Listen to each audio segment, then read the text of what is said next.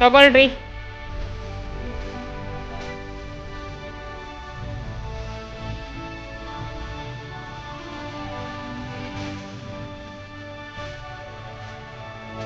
ಎದ್ದೋಳ್ರಿ, school time ಆಗಿಲ್ಲ. ಎದ್ದು ಸ್ನಾನ ಮಾಡೋಗ್ರಿ. ನೋಡ್ಕೊಳದ್ ನೋಡಿ, ಎಷ್ಟು ಹೇಳಿದ್ರೇನೋ ಅಷ್ಟೇ ಅವ್ರಗ. ಇವತ್ತು ಎದ್ದಿಲ್ಲ ಅಂದ್ರೆ ನಿಂಗೆ ಐತೆ ಬುದ್ಧ.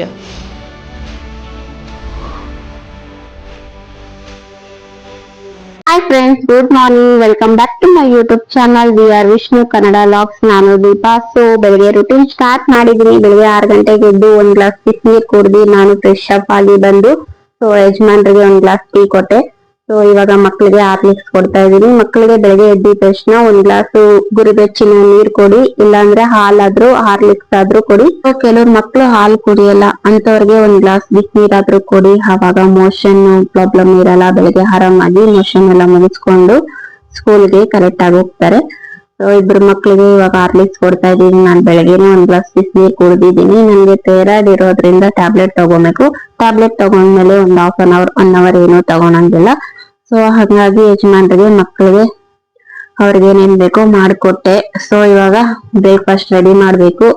ಇನ್ನ ಬೇಗ ಬ್ರೇಕ್ಫಾಸ್ಟ್ ಮಾಡ್ಬಿಟ್ಟು ಮಕ್ಕಳನ್ನೆಲ್ಲ ರೆಡಿ ಮಾಡಿ ಸ್ಕೂಲ್ ಕಳಿಸ್ಬೇಕು. ಇವತ್ತು ಸಿಂಪಲ್ ಆಗಿ ರೈಸ್ ಬಾತ್, ಇಲ್ಲಾಂದ್ರೆ ಕುಷ್ಕ, ಇದೆ ಟಮಾಟಾ ಬಾತ್ ಏನಾದ್ರು ಅನ್ಬೋದು. ಸಿಂಪಲ್ ಆಗಿ ಮಾಡ್ಕೊಂತಾ ಇದ್ದೀನಿ. ಬೆಳಗ್ಗೆನೆ 6 ಗಂಟೆಗೆ ಎಬ್ಬರಿಸ್ತೀನಿ ಮಕ್ಕಳನ್ನ. ಹಾಫ್ ಅನ್ ಅವರ್ ಆಗುತ್ತೆ ಈ ಮಕ್ಳು ಎದ್ದೊಳೋದಕ್ಕೆ. ಆ ಕಡೆ ಈ ಕಡೆ ಒಳ್ಳಾಡ್ಕೊಂಡು ಹಾಸಿಗೆ ಮೇಲೆನೆ ಇರ್ತಾರೆ. ಆಮೇಲೆ ಹಾರ್ಲಿಕ್ಸ್ ಹಾಲು ಕೊಟ್ಟಿದ್ದಾದ್ಮೇಲೆ ಎದ್ದೊಳ್ತಾರೆ. ಸೊ ಹಂಗಾಗಿ ಬೇಗ ಅವ್ರು ಕೊಟ್ಬಿಡ್ತೀನಿ. ಇವಾಗ ಬ್ರೇಕ್ಫಾಸ್ಟ್ ಗೆ ಬಂದು ಒಂದು ಕುಕ್ಕರ್ಗೆ ಎಣ್ಣೆ ಮತ್ತೆ ಮಸಾಲಾ ಐಟಮ್ ಎಲ್ಲ ಹಾಕೊಂಡಿದೀನಿ. ಚಕ್ಕೆ, ಲವಂಗ, ಜೀರಿಗೆ, ಅನಾನಸು, ಜಾಪಾತ್ರೆ, ಪಲಾವ್ ಎಲೆ, ಈ ತರ ಮಸಾಲಾ ಐಟಮ್ ಬರುತ್ತಲ್ಲ ಅದನ್ನೆಲ್ಲ ಹಾಕೊಂಡು ಅದು ಘಮ ಬಿಟ್ಟಿದ್ದಾದ್ಮೇಲೆ ಸೊ ಇವಾಗ ಈರುಳ್ಳಿ ಹಾಕೊಂತಾ ಇದೀನಿ. ಈರುಳ್ಳಿನ ಹಾಕೊಂಡು ಚೆನ್ನಾಗಿ ಫ್ರೈ ಮಾಡ್ಕೊಂಡು ಟೊಮೊಟೊ ಮತ್ತೆ ಹಸಿಮೆಣಸಿನ್ಕಾಯಿ, ಇಲ್ಲೊಂದ್ ಸ್ವಲ್ಪ ಕ್ಯಾಪ್ಸಿಕಮ್ ಇತ್ತು ಅದನ್ನು ಆ್ಯಡ್ ಮಾಡ್ಕೊಂಡಿದ್ದೀನಿ. ಕ್ಯಾಪ್ಸಿಕಮ್ ಮತ್ತೆ ಹಸಿಮೆಣಸಿನ್ಕಾಯಿ, ಟೊಮೊಟೊ ಹಾಕೊಂಡು ಚೆನ್ನಾಗಿ ಬಾಡಿಸ್ಕೊಂತಾ ಇದ್ದೀನಿ. ಹಾಗೆ ಸ್ವಲ್ಪ ಉಪ್ಪುನು ಹಾಕೊಂತೀನಿ. ಉಪ್ಪು ಹಾಕೊಂಡ್ರೆ ಬೇಗ ಬಾಡುತ್ತೆ ಅಲ್ವಾ, ಹಂಗಾಗಿ.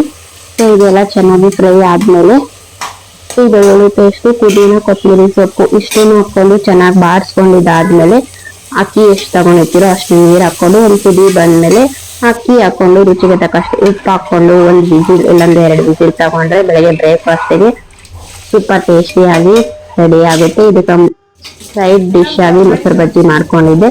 ಸೊ ಹಾಗೇನೆ ತಿನ್ಬೋದು. ಮಕ್ಕಳು ಟಿಫನ್ ಕಟ್ತಿರಲ್ವಾ, ಹಂಗಾಗಿ ಸ್ವಲ್ಪ ಮೊಸರು ಬಜ್ಜಿ ಕೊಟ್ಟು ಮಕ್ಕಳಿಗೆಲ್ಲ ಬಾಕ್ಸ್ ಕಟ್ಟಿ ಸ್ಕೂಲ್ ಕಳಿಸಿದೆ. ಹಾಯ್ ಫ್ರೆಂಡ್ಸ್, ಮಕ್ಕಳೆಲ್ಲ ಸ್ಕೂಲ್ಗೆ ಹೋದ್ರು. ಬರೀ ಕೆಲಸ ಎಲ್ಲ ಮುಗಿಸ್ಕೊಂಡೆ ನಾನು ಫ್ರೆಶ್ ಅಪ್ ಆದೆ. ಸೊ ಇವಾಗ ಮಧ್ಯಾಹ್ನದ ಅಡಿಗೆ ಮಾಡಬೇಕು, ಹಂಗಾಗಿ ವಿಡಿಯೋ ಸ್ಟಾರ್ಟ್ ಮಾಡ್ಕೊಂಡೆ. ಇವತ್ತು ಕಾಫಿ ಸೊಪ್ಪು ತಂದಿದ್ದೀನಿ. ಅದರಲ್ಲಿ ಸೊಪ್ಪು ಸಾರು ಮಾಡೋಣ. ತುಂಬಾನೇ ಟೇಸ್ಟಿ ಆಗಿರುತ್ತೆ. ನಮ್ ಬೆಂಗಳೂರು ಕಡೆ ಕಾಫಿ ಸೊಪ್ಪು ಸಾರು ಮಾಡೋದು ತುಂಬಾನೇ ಕಮ್ಮಿ, ಯಾಕಂದ್ರೆ ಕಾಫಿ ಸೊಪ್ಪು ತುಂಬಾ ಕಸರೆ ಇರುತ್ತೆ. ಹಂಗಾಗಿ ಯಾರು ಮಾಡಲ್ಲ. ನಮ್ಮ ಹಳ್ಳಿ ಕಡೆ ತುಂಬಾನೇ ಮಾಡ್ತಾರೆ. ಕಸರೆ ಇಲ್ದಿರ ತುಂಬಾ ಟೇಸ್ಟಿಯಾಗಿ ಮಾಡ್ತಾರೆ. ಮುದ್ದೆ ಜೊತೆ ತಿಂತಾ ಇದ್ರೆ ಇನ್ನೂ 1 ಮುದ್ದೆ ಎಕ್ಸ್ಟ್ರಾ ತಿನ್ಬೋದು. ಆ ತರ ರುಚಿ ಇರುತ್ತೆ. ನಮ್ಗಂತೂ ತುಂಬಾನೇ ಫೇವ್ರೇಟ್. ಸೊ ಹೇಗ್ ಮಾಡೋದು ಹಾಗೆ ನಿಮ್ ಜೊತೆ ಶೇರ್ ಮಾಡ್ಕೊಳ್ಳೋಣ ಅನ್ಸ್ತು. ಹಂಗಾಗಿ ಇವಾಗ ವಿಡಿಯೋ ಸ್ಟಾರ್ಟ್ ಮಾಡ್ತಾ ಇದ್ದೀನಿ ಮಧ್ಯಾಹ್ನದಿಂದ.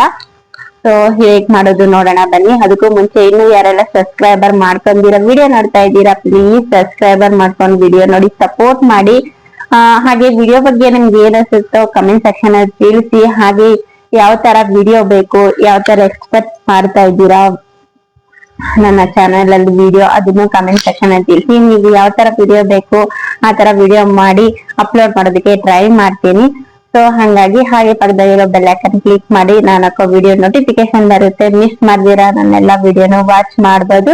ಒಂದ್ ಸ್ವಲ್ಪ ಆದ್ರೂ ಇಷ್ಟ ಆದ್ರೆ 1 ಲೈಕ್ ಕೊಡೋದನ್ನ ಮರಿಬೇಡಿ. ಸೊ ತಡ ಮಾಡ್ದಿರಾ ಇವತ್ತು ಮಧ್ಯಾಹ್ನದ ಅಡಿಗೆ ಒಂದೊಳ್ಳೆ ಟೇಸ್ಟಿ ಆಗಿರುವ ಕಾಫಿ ಸೊಪ್ಪಿನ ಸಾಂಬಾರು ಮತ್ತೆ ಮುದ್ದೆ ಅನ್ನ ಮಾಡೋಣ. ಸೊ ಬನ್ನಿ.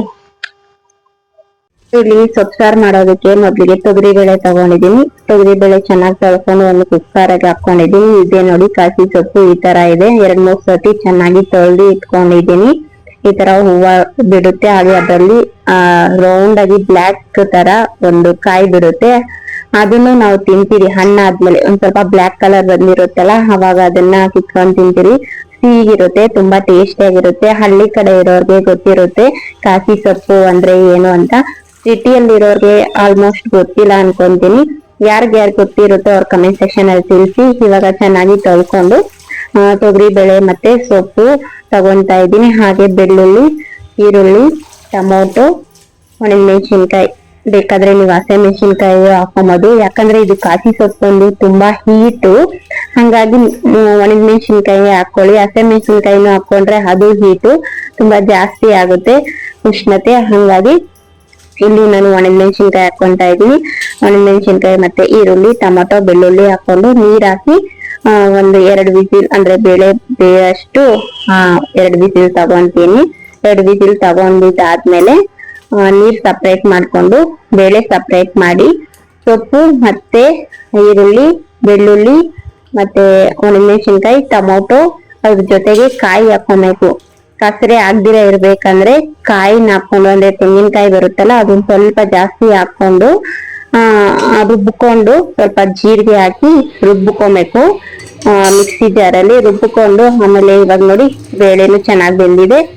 ನೀರು ಮತ್ತೆ ಬೇಳೆಗೆ ರುಬ್ಬಿರೋ ಮಸಾಲೆನ ಹಾಕೊಂಡು ಒಂದೊಳ್ಳೆ ಮಿಕ್ಸ್ ಕೊಟ್ಟು ಒಂದೊಳ್ಳೆ ಒಗ್ಗರಣೆ ಕೊಟ್ರೆ ತುಂಬಾನೇ ಟೇಸ್ಟಿ ಆಗಿರುತ್ತೆ. ಒಂಚೂರ್ ಕೂಡ ಕಸರೆ ಇರಲ್ಲ.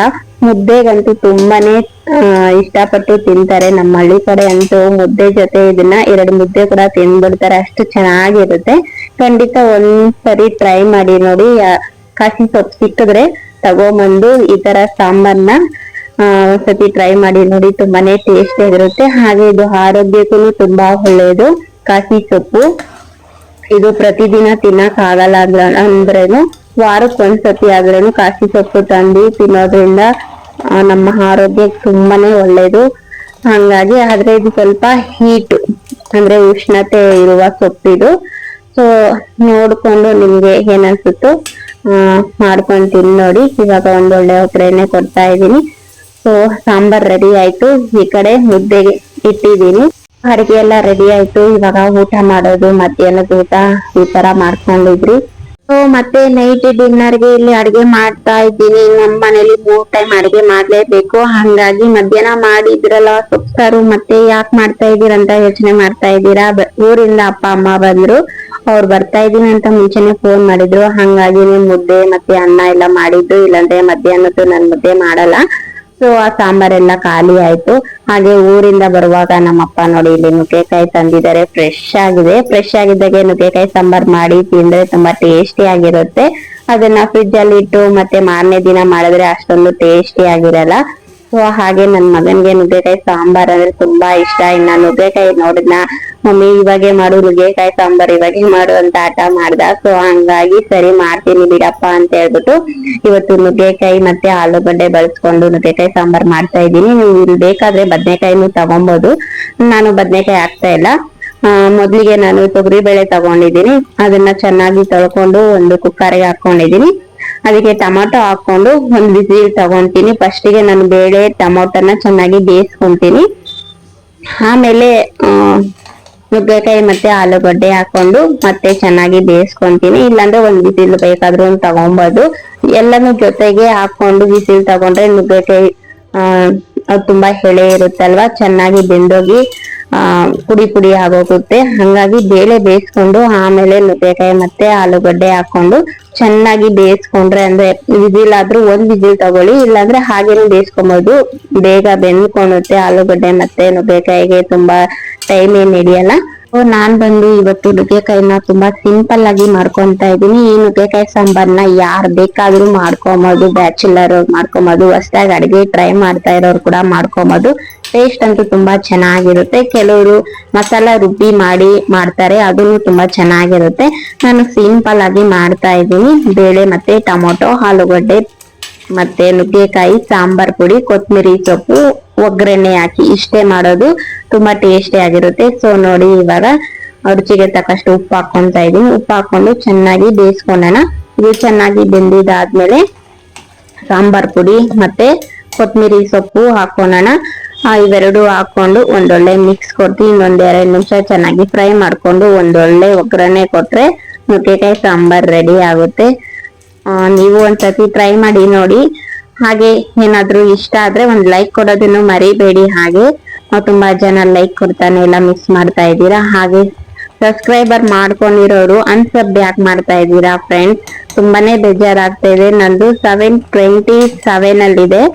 ಅಲ್ಲಿ ಒಂದ್ ದಿನಕ್ಕೆ 2-3 ಲೆಸ್ ಆಗುತ್ತೆ, ತಿರ್ಗಾ ಪ್ಲಸ್ ಆಗುತ್ತೆ, ತಿರ್ಗಾ ಲೆಸ್ ಆಗುತ್ತೆ. 727 ಮೇಲೆ ಹೋಗ್ತಾನೆ ಇಲ್ಲ. ಒಂದ್ ವಾರದಿಂದ ನೋಡ್ತಾನೆ ಇದ್ದೀನಿ. ಮಿನಿಮಮ್ ಇಲ್ಲ ಅಂದ್ರೇನು ಒಂದ್ 20-30 ಜನ ಲೆಸ್ ಆಗ್ತಾ ಇದೆ, ಹಾಗೆ ಪ್ಲಸ್ ಆಗ್ತಾ ಇದೆ. ಸೊ ಈ ತರ ಮಾಡಕ್ ಹೋಗ್ಬೇಡಿ. ನಿಮ್ಗೆ ನನ್ ವಿಡಿಯೋಸ್ ಇಷ್ಟ ಆದ್ರೆ ಮಾತ್ರ ಸಬ್ ಆಗಿ, ಇಲ್ಲಾಂದ್ರೆ ಆಗಕ್ ಹೋಗ್ಬೇಡಿ. ಸಬ್ ಆಗಿ ಮತ್ತೆ ಅನ್ಸಬ್ ಆದ್ರೆ ತುಂಬಾನೇ ಬೇಜಾರ ಆಗುತ್ತೆ. ಸೊ ಆತರ ಮಾಡಬೇಡಿ ಅಂತ ಕೇಳ್ಕೊಂತಾ ಇದ್ದೀನಿ. ಹಾಗೆ ತುಂಬಾ ಜನ ನನ್ನ ಚಾನಲ್ ನ ಹೊಸಬ್ರು ನೋಡ್ತಾ ಇದ್ದೀರಾ. ಪ್ಲೀಸ್ ಸಬ್ಸ್ಕ್ರೈಬರ್ ಮಾಡ್ಕೊಂಡು ವಿಡಿಯೋ ನೋಡಿ ಸಪೋರ್ಟ್ ಮಾಡಿ. ನಿಮ್ಗೆ ವಿಡಿಯೋ ಬಗ್ಗೆ ಏನಿಸ್ತು ಕಮೆಂಟ್ ಸೆಕ್ಷನ್ ಅಲ್ಲಿ ತಿಳಿಸಿ. ಸೊ ಇವತ್ತಿನ ವಿಡಿಯೋ ಇಷ್ಟೇ ಫ್ರೆಂಡ್ಸ್. ಐ ಹೋಪ್ ಇವತ್ತಿನ ವಿಡಿಯೋ ಇಷ್ಟ ಆಗಿರ್ಬೋದು ಅನ್ಕೊಂತೀನಿ. ಇಷ್ಟ ಆದ್ರೆ ಒಂದ್ ಲೈಕ್ ಕೊಡೋದನ್ನ ಮರಿಬೇಡಿ. ಮತ್ತೊಂದ್ ವಿಡಿಯೋ ಜೊತೆ ಮತ್ತೆ ಸಿಗ್ತೀನಿ. ಅಲ್ಲಿವರೆಗೂ ಎಲ್ಲರಿಗೂ ಬಾಯ್ ಬಾಯ್, ಗುಡ್ ನೈಟ್.